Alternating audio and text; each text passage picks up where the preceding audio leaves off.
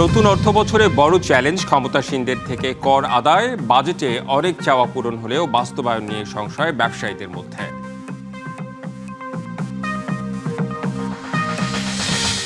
FDR কেলেঙ্কারির রেশ কাটতে না কাটতেই এবার শীর্ষ দুই কর্মকর্তার দুর্নীতির ফাইল গায়েবে তোলপাড়।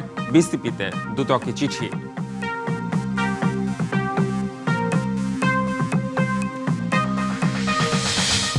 এবং মধ্যপ্রাচ্যের সবচেয়ে বড় বাণিজ্য অংশীদার হিসেবে অবস্থান শক্ত করেছে বেইজিং। 2 দশকে চীন আরব বাণিজ্য বেড়েছে 11 গুণের বেশি। বাজেট সুন্দর হলেও রাজস্ব আহরণের লক্ষ্য অর্জন করা যাবে কিনা তা নিয়ে শঙ্কিত ব্যবসায়ী ও বিশ্লেষকরা। ব্যবসায়ীরা বলছেন, অংশীজনদের দাবি মেনে প্রস্তাবিত বাজেটে সংস্কার আনাও ইতিবাচক উদ্যোগ। বাজেটে অনেক চাওয়া পূরণ হলেও তার বাস্তবায়ন নিয়েও সংশয় আছে ব্যবসায়ীদের মধ্যে। আর বিশ্লেষকদের মতে, ক্ষমতাসীনদের থেকে কর আদায়ই হবে নতুন অর্থ বছরে বড় চ্যালেঞ্জ। 9,38,000 কোটি টাকার বাজেট বাস্তবায়নের দিন গণনা শুরু হলো 1 জুলাই থেকে। এর আগে মঙ্গলবার জাতীয় সংসদে নতুন অর্থবছরের জন্য রেকর্ড এ বাজেট অনুমোদন পায়। যারা এই প্রস্তাবের পক্ষে আছেন তারা হ্যাঁ বলুন। পাশের আগে প্রস্তাবিত বাজেট থেকে সংস্কার এনে বাতিল করা হয়েছে কালো টাকা সাদা করার সুযোগ। খানিকটা ছাড় মিলেছে ব্যক্তির করমুক্ত আয় সীমায়। ছাড় মিলেছে বেশ কিছু খাতের কর ও মূসক অব্যাহতিও। এসব দাবি পূরণ করায় ব্যবসায়ীরা মনে করেন সরকারের দৃষ্টিভঙ্গি ইতিবাচক। একটা ভালো বাজেট হয়েছে। দীর্ঘদিন যে বিষয়গুলি আমরা বলে আসছিলাম হচ্ছিল না, এবার অনেক কিছুই হয়েছে। এত সুন্দর একটা বাজেট হয়েছে, বাস্তবায়নটাও কিন্তু অনেক জায়গায় কঠিন হয়ে যাবে। বাজেটকে সুন্দর বললেও এর বাস্তবায়ন নিয়ে শঙ্কা আছে ব্যবসায়ীদের মধ্যে। তারা সবচেয়ে বেশি আতঙ্কিত রাজস্ব আহরণের বিশাল লক্ষ্য নিয়ে। এনবিআর এর যে রাজস্ব আহরণের লক্ষ্যমাত্রা, আমার কাছে মনে হয় না এটা হবে বা এটার ধারে কাছেও যাবে। যদি ট্যাক্স নেটের আওতাটা না বাড়ে, আমরা কিছু সংখ্যক ব্যক্তি যারা ট্যাক্স নেটের আওতায় আছি তাদের উপর চাপটা বেড়ে যাবে, যেটা অতীতেও হয়েছে। এনবিআর এর সাবেক চেয়ারম্যান মনে করেন, রাজস্ব আয় বাড়ানোই সরকারের জন্য কঠিন কাজ। তবে সবচেয়ে বড় চ্যালেঞ্জ ক্ষমতাসীনদের কাছ থেকে কর আদায় করা। বৃক্ষ তোমার নাম কি ফলে পরিচয়। আমার কাছে চ্যালেঞ্জ বাজেটের একটাই, সেটা হলো আপনার টার্গেট অর্জন। যে আমি প্রধানমন্ত্রীর থেকে কড়াক্রান্তি যা আসে আমারটুকু নেবেন, আমার উপদেষ্টা মন্ত্রী তাদের থেকে নেবেন, আমাদের যত এমপি আছে সবার থেকে কড়াক্রান্তি নেবেন। যার কাছে যা পাও না ওইটা আপনি আদায় করবেন, টাকা কোনো কমতি হবে না, আরো বাড়বে। অর্থনীতির গতি ফেরাতে বাজেটে দেয়া প্রতিশ্রুতির কতটা বাস্তবে মিলবে? অর্থবছর জুড়ে 6,95,000 কোটি টাকার রাজস্ব লক্ষ্যের কতটা পূরণ হবে, কিংবা রেকর্ড বাজেটের কতখানি বা বাস্তবায়ন করা যাবে, তার উপরই নির্ভর করছে নতুন বাজেটের সফলতা। মুস্তফা মাহবুব, ডিবিসি নিউজ, ঢাকা। টেলিকম প্রতিষ্ঠানগুলোকে সরকার নানাভাবে সুবিধা দিলেও তার সুফল সাধারণ মানুষের কাছে পৌঁছায় না, এমন পর্যবেক্ষণ তুলে ধরে টেলিকম বিশেষজ্ঞ বলছেন, মোবাইলের সিম কার্ডে 300 টাকা কর প্রত্যাহারে মূলত মোবাইল অপারেটররাই সুবিধা পাবে। এতে ভোক্তাদের বাস্তব কোনো উপকার হবে না। মঙ্গলবার technology industry policy advisory platform আয়োজিত এক সেমিনারে সব তথ্য উপস্থাপন করা হয়। এই সময় টেলিকম বিশেষজ্ঞ মাহতাব উদ্দিন জানান, বাজেটে সিম কার্ডে কর প্রত্যাহারের সুবিধা মূলত মোবাইল অপারেটররা পাবে। এতে গ্রাহকদের জন্য সরাসরি কল বা ইন্টারনেট সেবার খরচ কমার সম্ভাবনা নেই। একই সঙ্গে স্থানীয় মোবাইল হ্যান্ডসেট সংযোজন শিল্পকে অগ্রাধিকার দেওয়া হলেও নিবন্ধিত স্টার্টআপের সংখ্যা এখনও সীমিত থাকায় নতুন প্রণোদনার সুফলও সীমিত পরিসরে পৌঁছাতে পারে বলে মত দেন বক্তারা। সরকার পলিসির মাধ্যমে প্রচুর সুযোগ সুবিধা দিচ্ছে টেলিকম অপারেটরকে, কিন্তু তারা সেই সুযোগ সুবিধা কিন্তু জনগণকে পাস অন করছে। তো এখনো যে বেনিফিটটা দিচ্ছে, এটার থেকে যে কতটুকু পাস অন করবে এই ব্যাপারে আমার যথেষ্ট সন্দেহ আছে। দেশে ডিজিটাল লেনদেন আরও সহজ, নিরাপদ এবং সর্বজনীন করতে আজ থেকে বাংলা কিউআর বাধ্যতামূলক করেছে বাংলাদেশ ব্যাংক। নতুন এই পদ্ধতির ফলে একটি অভিন্ন কিউআর কোড ব্যবহার করেই ব্যাংক বা মোবাইলে যে কোনো মাধ্যম থেকে অর্থ লেনদেন করা যাবে। কেন্দ্রীয় ব্যাংকের তথ্য মতে দেশের পেমেন্ট ব্যবস্থাকে আরও আধুনিক, অন্তর্ভুক্তিমূলক ও স্বচ্ছ করতে বাংলা কিউআরকে একটি একীভূত ডিজিটাল লেনদেন প্ল্যাটফর্ম হিসেবে চালু করা হয়েছে। এর ফলে শপিং মল, সুপার শপ, ছোট দোকান কিংবা ফুটপাতের ব্যবসায়ী সবাই একই ধরনের কিউআর কোড ব্যবহার করে ডিজিটাল পেমেন্ট গ্রহণ করতে করতে পারবেন। বাংলা কিউআরের অন্যতম বড় সুবিধা হলো এর কম খরচ ও সহজ ব্যবহার। যেখানে প্রচলিত কার্ড ভিত্তিক পেমেন্ট গ্রহণে ব্যয়বহুল পেমেন্ট অফ সেল মেশিন প্রয়োজন হয়, সেখানে বাংলা কিউআরের ক্ষেত্রে একটি সাধারণ কিউআর স্টিকারই যথেষ্ট।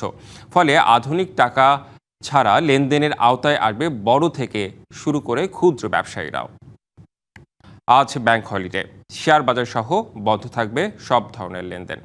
তবে বাংলাদেশ ব্যাংক সহ সব তফসিলি ব্যাংকের প্রধান কার্যালয় ও গুরুত্বপূর্ণ শাখাগুলো খোলা থাকবে। বাংলাদেশ ব্যাংকের সংশ্লিষ্টরা জানিয়েছেন, প্রতি বছর 1 জুলাই দেশের ব্যাংক খাতে অর্ধবার্ষিক সমাপনী হিসেবে বিবেচিত হয়। এ সময় ব্যাংকগুলো 6 মাসের অর্ধবার্ষিক আর্থিক প্রতিবেদন তৈরি করে।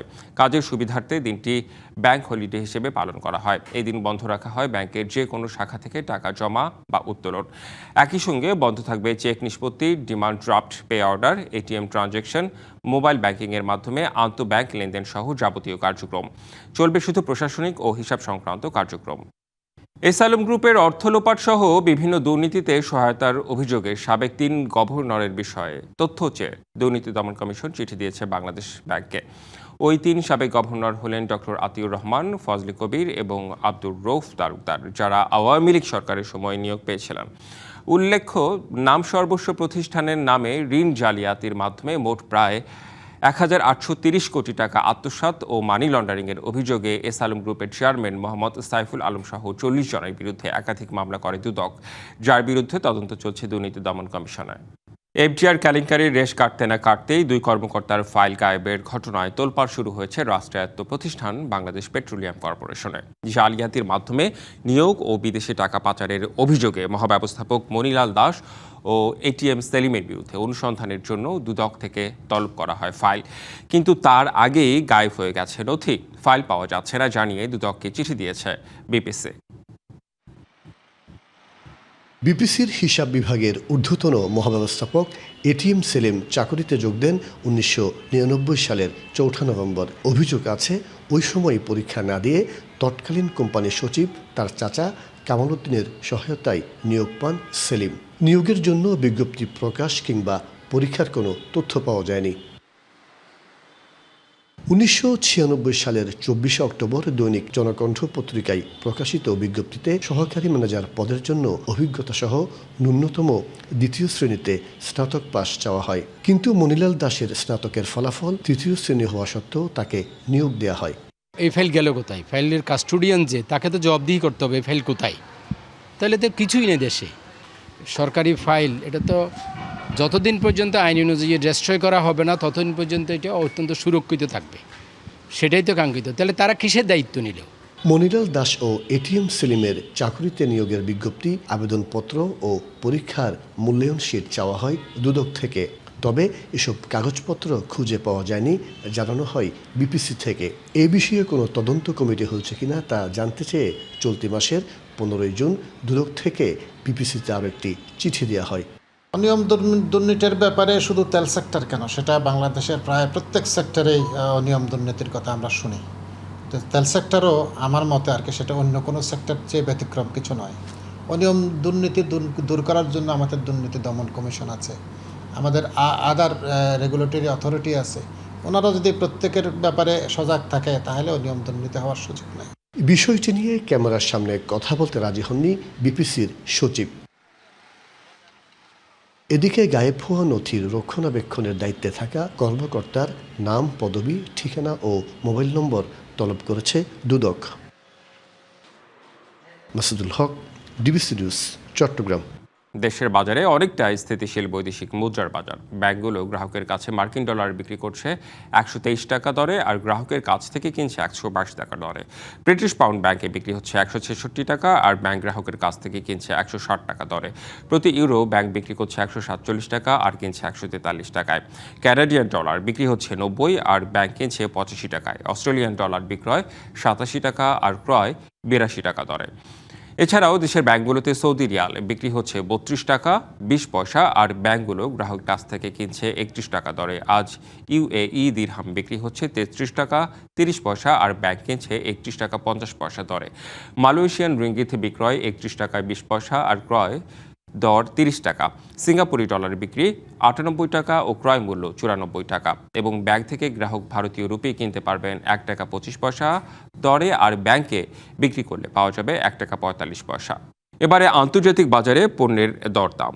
আন্তর্জাতিক বাজারে বেশিরভাগ পণ্যের দাম কমতির দিকে। বিশ্ববাজারে কমতি স্বর্ণের দাম প্রতি ট্রয় আউন্স স্বর্ণ আজ বিক্রি হচ্ছে $3,961। কমতির দর রূপারও। প্রতি ট্রয় আউন্স রূপা বিক্রি হচ্ছে $57.36 দরে। কমতি ইস্পাতের দামও প্রতি টন ইস্পাত বিক্রি হচ্ছে $3,040 দরে। বাড়তি ক্রুড অয়েলের দাম। আন্তর্জাতিক বাজারে প্রতি ব্যারেল ক্রুড অয়েল বিক্রি হচ্ছে $69.63 দরে, আর প্রতি টন কয়লা আজ বিক্রি হচ্ছে $129.35 দরে। আন্তর্জাতিক বাজারে কমতি চালের দাম। আজ প্রতি 100 ওয়েট চাল বিক্রি হচ্ছে $12.82 দরে। আজ বিশ্ববাজারে প্রতি বুশেল গম বিক্রি হচ্ছে $583.72 দরে।